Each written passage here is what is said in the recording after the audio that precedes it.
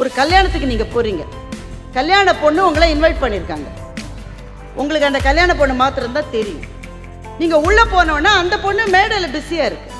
நீங்கள் வாசலில் நிற்கிறீங்க சார், தயங்கி நிற்கிறீங்க. ஐயோ எனக்கு தெரிஞ்சதே கல்யாண பொண்ணு தான், யாரையுமே தெரியலையே, எனக்கு போயிருட்டா, திரும்பி போயிருட்டா, யாருமே தெரியலையே. சாரதாம்மா இருக்காங்க, அப்பா அவங்கள எனக்கு தெரியும். சிவகடாட்சம் டாக்டர் இருக்கார், ஓகே அவரையும் தெரியும். இந்த மாதிரி ஒரு 4-5 தெரிந்த முகங்கள் வந்த உடனே தான் உள்ள கால் வைப்பீங்க.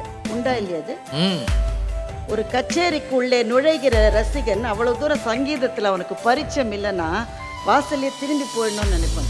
ஏன்னா அவனுக்கு தெரியாது அவனுக்கு. அப்போ நீங்கள் பாடுற ஒரு ரங்கப்புற விகாரமோ, ஒரு துன்பம் நேர்கையில் யாழ் எடுத்து நீ இன்பம் சேர்க்க மாட்டாயோ, இந்த பாட்டு தான் அவனுக்கு பரிச்சயம் இருக்கிற ஒரு சாரதா மேடம், ஒரு சிவகடாட்சம் டாக்டர். இவங்கள்லாம் பரிச்சயம் இருக்கிறவர்களை பார்த்துத்தான் கல்யாணத்துக்கு உள்ளே வருவது மாதிரி எனக்கு ஏற்கனவே தெரிந்த சாகித்யங்களை வித்வான்கள் பாடுகிற போதுதான் உள்ளே வந்து உட்காருகிற தைரியம் ரசிகனான எனக்கு வரும்.